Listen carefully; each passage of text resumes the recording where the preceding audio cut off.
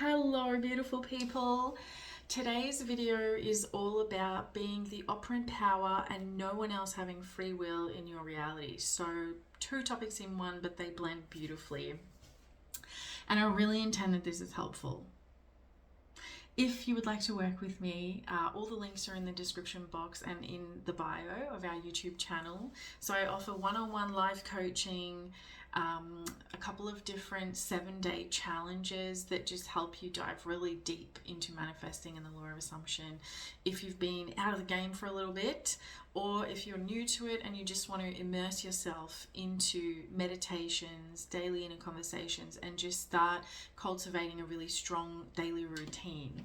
They're amazing. I've had so many clients have fantastic results using these 7-day challenges, and I'm excited to share more on that again soon. So let's dive into what it means being the operant power and no one has free will. So with the law of assumption and manifesting, being the operant power simply means that you are the only operant power, the only person in charge of your reality. So no one else can come in and interfere and manipulate you in any way, and that's also not what we're doing as the operant power. What we're doing as the operant power is knowing that we are source, we are the whole universe, God, however you want to describe it. It is you. It is you, it is within you. So you're the operant power. You're deciding how you want your life to be, what kind of experiences you want to have, based on what you want, first of all, and secondly, what your dominant assumptions are. So when you know what you want, it's so much easier to get clear about how to get there. And how we get there is really strengthening our assumptions and beliefs about what we feel that we can have and experience and be. So as the operant power, you can have, be, do anything. It's really, really important to know that there are no limitations. We don't want to put any kind of limitations, old stories, negative assumptions on ourselves. We want to just really be free, open up our mind, open up our imagination, and just know that anything is possible, and we don't need to know the how and the when. Manifesting is not a how and when game. We're not invited to those parties. All we need to do is decide what we want, get into alignment with that, and check in to see that our assumptions are in alignment with that, and then simply go to the end. Go to the end of already having it. It is done. It is done. We rest, we relax, and we just trust. We trust that it is done. So it then has to show up in the 3D. So everything's coming from the 4D, knowing we're the operant power. What are our stories? What are our assumptions? What are our beliefs? What is it that we want to be experiencing with our specific person, with our friends, with our family, with money? Remember that money is also energy. You can give it a name if it makes it feel more like a friend. I have come across quite a few clients who struggle to have a good relationship with money. So we just want to change it around that money, give it a name. For example, I give it lots of different names. Let's give it the name of Mariah. Mariah and I are best friends. Mariah is always there for me. Mariah is always giving me all the money that I need. I feel supported, loved, safe, secure. I'm so abundant and wealthy and rich, and I don't need to lift a finger. What a beautiful assumption to have with money. So we want to decide what we want. We want to get into alignment with it so that our beliefs, assumptions, our thoughts are matching, using lots of different techniques to get into this state of, okay, everything's feeling good, everything's aligning, I'm trusting this. And we just go to the end and we marinate there. So you are the only operant power of your reality. When we talk about free will, no one in your reality has free will. They are simply playing the roles you assign them through the assumptions that you're giving them.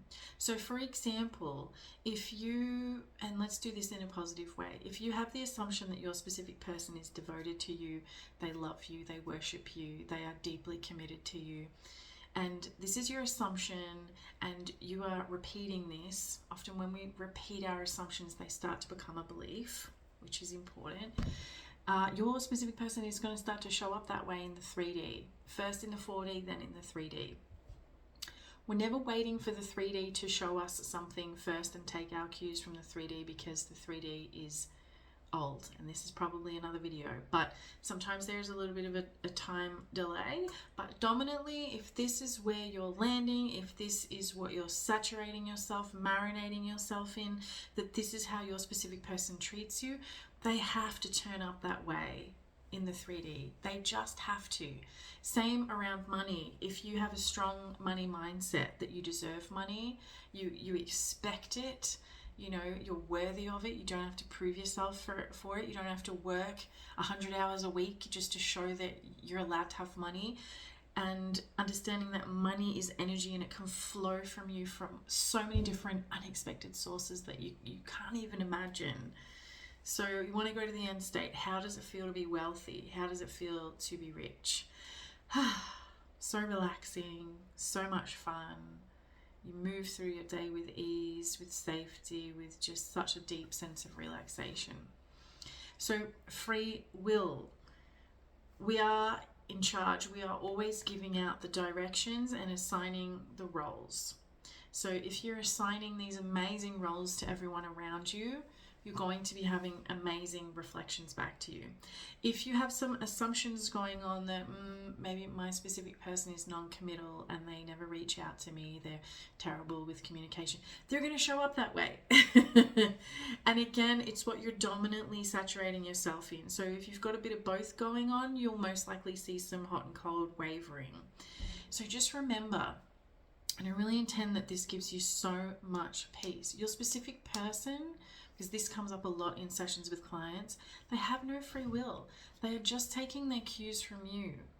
That's it. That's it. They are not out there intentionally hurting you, intentionally cheating on you, intentionally, you know, doing all these awful things. They're just reflecting your thoughts and dominant assumptions about them. And I want to be careful when I say thoughts, because it is mostly assumptions, because we have so many thoughts coming in throughout the day when we can't hook into every single one of them. So it will be a dominant assumption that you have going on that is reflecting back to you. If it's not good, go within, change your thoughts. You will start to change your assumptions and then ultimately your belief. Because remember, a belief is only a thought that you've had on repeat over and over and over and over and over and over again until you've decided, oh, this is a belief. I actually believe in this now. So it works with anything. This is how beliefs are cultivated and created. I really intend this is making sense, but bottom line, you're the operant power. No one in your reality has free will. There's nothing and no one outside of you that has any power over you. This is you stepping into your true power as creator of your reality. This is spiritual, this is quantum physics, this is science, this is you, you know, this is even karma. What you are putting out, this is what you're getting back. So what are you putting out? Is it good? Is it negative? Is it making you feel good? If you're putting out, everybody loves me, everybody respects me, I am so important, I am so valuable, I'm so worthy, I don't need to lift a finger for anything to happen, I'm so deserving of the deepest, unconditional, loving, committed relationship of my life. I deserve all the money in the world, all the travel. I deserve the luxury. I deserve the safety and comfort of my own home. You know, whatever you are cultivating in your 4D is then going to get pushed out and reflected back to you in the 3D. It really is as simple as that. Don't give anyone free will in your reality, because that is something that we can do by our assumptions, by assuming that our specific person has all the power, or by putting our specific person up on a pedestal. It really is just a waste of time, and just we don't really get any good results that way. I want you to see yourself as the operant power, as you on the pedestal. You're the one that everyone wants to be around. You're the most important person in your reality. When you're in that energy, and it's not coming from a place of ego, it's coming from a place of deep self-love and deep respect. This is self-concept work, and I dive into this in my 7-day challenges, but also in one-on-one live coaching, because a lot of our assumptions come from our deep self-concept. But I really intend that helps bring clarity to it. You're the only operant power. You're the only one creating your reality here. Nobody else. There's no one else. So even if it helps to imagine this big bubble around you of your life and all your, family and friends, this is your reality. No one else can interfere with it or in it. No one has free will. So no one's out here intentionally hurting you. I really intend that this helps you release, forgive, let go of any situations or circumstances that have been, holding you back. It really is important to release, forgive, and let go when we're manifesting as well. I will do another video on that. But you're the only operant power. No one has any free will. Get back into your power. Get back to using your beautiful imagination. Live in the end now that it's done and you already have it. How are you moving through your day? Just chilled out, having a great time. I wish you a wonderful day. I'm here if you need me, and I'll see you in the next video.